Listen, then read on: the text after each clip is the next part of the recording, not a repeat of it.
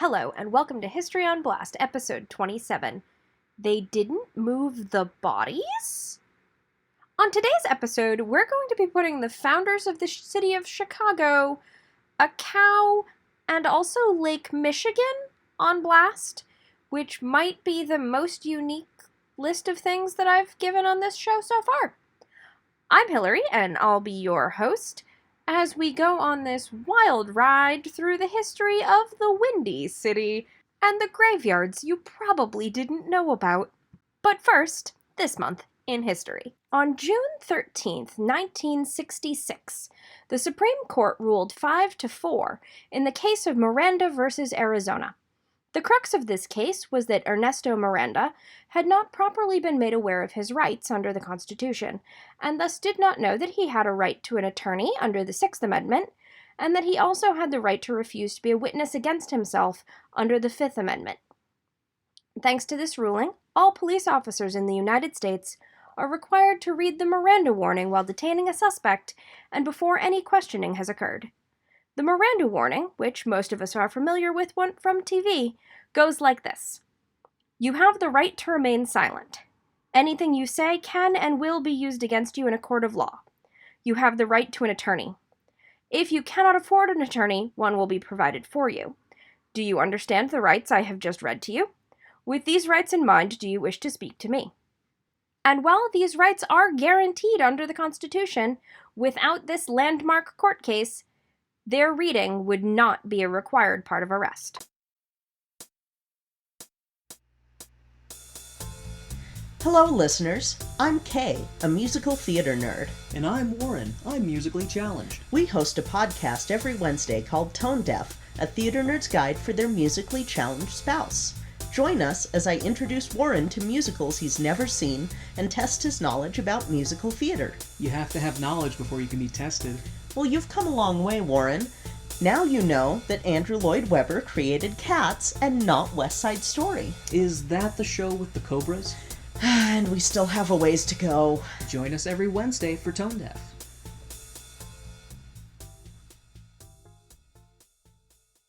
Alright, so I know I was a week off with the episode this time, and there's a reason for that.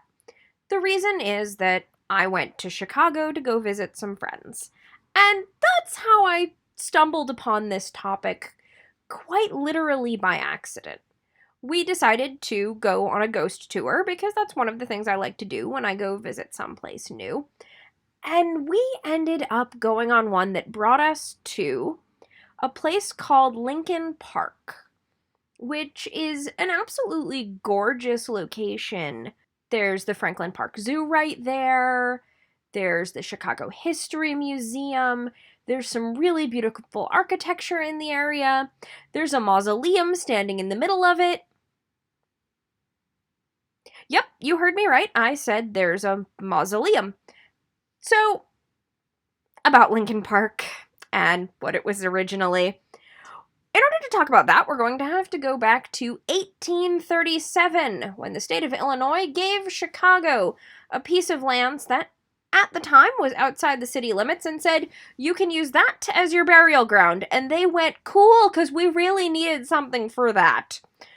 And they started, burying bodies there from about 1843 to 1859.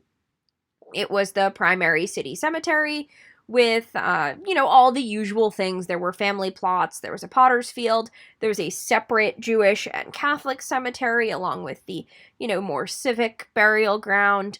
And then everyone started getting cholera.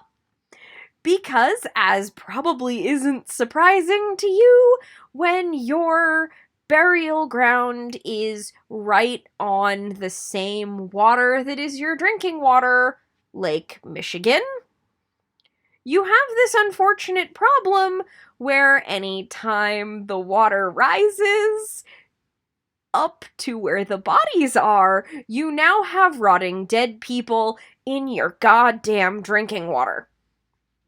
They actually had a legitimate problem with, the lake would flood, and then they had bodies floating because the caskets would just come right up out of the ground. And so this causes cholera outbreaks, and then they would turn around and bury these cholera victims in the graveyard that's causing the cholera outbreak, which I think might be the height of irony. I'm not sure, though. So, by the late 1850s, they finally went, okay, maybe this is a bad plan. And specifically a doctor by the name of John Rausch, I might be pronouncing that wrong, started going, whoa, guys, I think the dead people in our drinking water is making us sick. Pretty sure here, you might want to look into it. And the civic leaders of Chicago went, shit, that makes sense, doesn't it? So they closed the cemetery officially in 1859. This, of course, doesn't actually mean that they stopped burying people there, because apparently that continued until about 1868 or 1869, maybe. But from 1868 until the 1880s, they were supposed to start moving the bodies. Now, I'm sure we've all seen Poltergeist, and we know where this is going. They hired 10 people to disinter all of the deceased in the graves in what would one day be Lincoln Park. And this did start. They did move people. One famous disinterment was that of Mrs. Frances Pierce, who she, along with her baby daughter, were moved to Rose Hill Cemetery, also in Chicago. But, see, here's the thing. They hired 10 people to move hundreds of graves. Let me try that again. Thousands of graves, including 4,000-ish Confederate soldiers from Camp Douglas, because, by the way, the Civil War happened in the middle of this, and they had a military prisoner of war camp that, they also had to bury people from, so they just kind of went, mass grave over here in the cemetery in, the Potter's Field section, except now we have even more bodies. And more cholera, because that's just how it is. So, okay, alright, fine. At this point, they're like, okay, we're gonna just move everybody, you're not putting anyone new in. I understand that we only have 10 people moving literally tens of thousands of bodies, but they'll be fine. And then, as we all know, a cow kicks over a lantern in the barn of Mrs. O'Leary of Chicago. At least that's how the story goes for the origin of the Great Chicago Fire. Yup. Somehow that ends up in this story too. Because apparently the grave markers for the vast majority of the city cemetery were wooden. Which means that when the Great Chicago Fire ripped through this area, with the exception of the stone couch mausoleum, which was fine, everything else was destroyed. So now they didn't even know where the bodies were anymore. And they just kind of went, well, fuck, I guess. And they gave up. So, by the 1880s, they finally were like, we give up. This is now just Lincoln Park. We're going to make it a nice park. We're leaving the Couch Mausoleum because the Couch family has a lot of money and owns basically everything ever. So fine, we'll let them stay. But everybody else, there's no more grave markers here. there's just bodies in the ground and we can live with that and it's fine.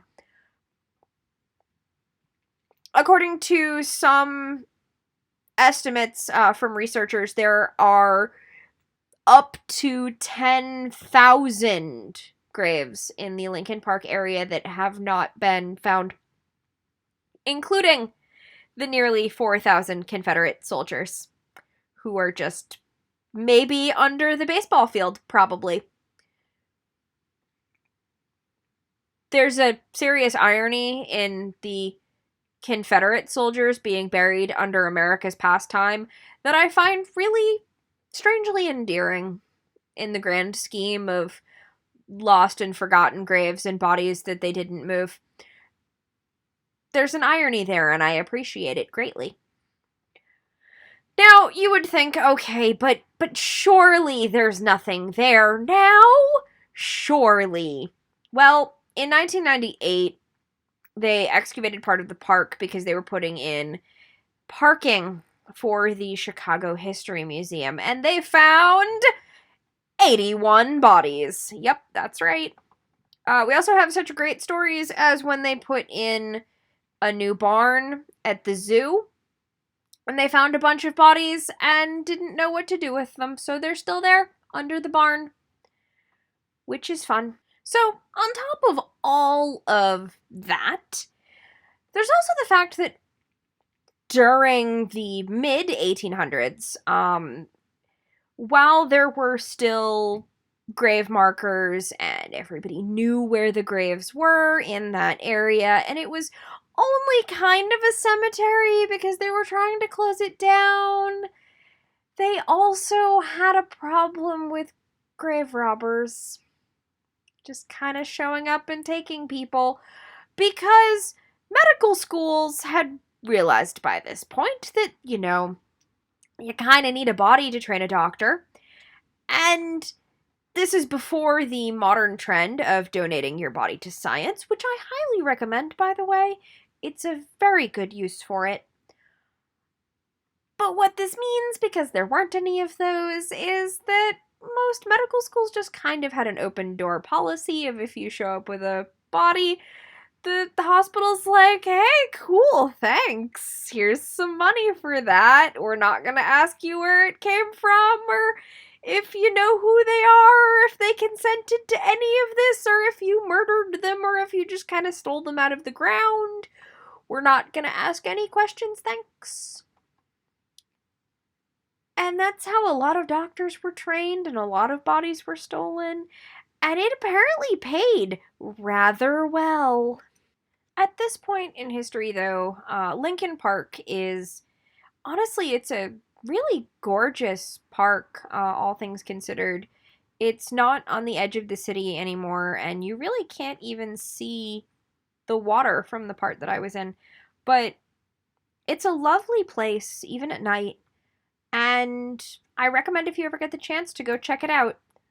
But remember, as you're walking around, when you see places where the ground dips down noticeably, that when a casket and a body rot, they displace the ground above them because they're no longer holding it up, leaving those indentations in the ground to show where they once were. You can also keep an eye out for the various plaques in the park that talk about the bodies that were there. You can also be sure to check out the Couch Tomb. It's right behind the Chicago History Museum. There's parking right there, and you can walk straight to it. There's a fence around it, but you can walk right up to it. So that's going to do it for this episode. As always, thank you to Defy Them All for the use of their song Keeper of Histories for the intro and outro of our program. If you've got any questions, comments, feedback, episode suggestions, anything at all, really, you can find me at historyonblast@gmail.com for email, and I'm at historyonblast on Twitter. We've got a really great Facebook group going. We've been having a lot of really great discussions, and they actually have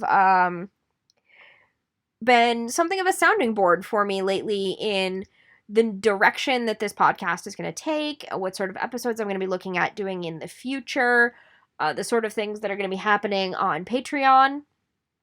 So I recommend checking that out, and I also recommend checking out my Patreon, where I'm doing once monthly deeper dive episodes talking about broader topics, or almost doing the podcast equivalent of a historical listicle.